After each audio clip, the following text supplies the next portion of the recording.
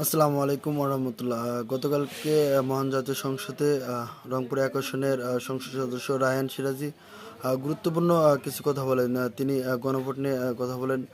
গণভোট নিয়ে কথা বলতে তিনি এক প্রসঙ্গে বলেন, একই মায়ের গর্ভে দুটি সন্তান জন্ম নেয়, একটিকে অস্বীকার করে এবং একটিকে স্বীকার করে। এটা আসলে স্পষ্ট দ্বিচারিতা। এবং তিনি এও বলেন, গণভোটে গত 12 ফেব্রুয়ারি দুটি নির্বাচন অনুষ্ঠিত হয় এবং সেই নির্বাচনে মূলত মানুষ দুটি রায় দেয়, একটি সরকার গঠনের জন্য, একটি রাষ্ট্র গঠনের জন্য। সরকার গঠনের রায় বৈধ হয় এবং রাষ্ট্র গঠনের যে রায় সেটা অবৈধ হয় কিভাবে। তিনি অনেক দৃঢ়তার সাথে এবং বিচক্ষণার সাথে অনেক গুরুত্বপূর্ণ বিষয় নিয়ে আলোচনা করে। আমরা চাই যে জামাতের এই সমস্ত নেতারা ধীরে ধীরে ফ্রন্ট লাইনে আসুক এবং দেশ এবং জাতির কল্যাণের জন্য কথা বলুক।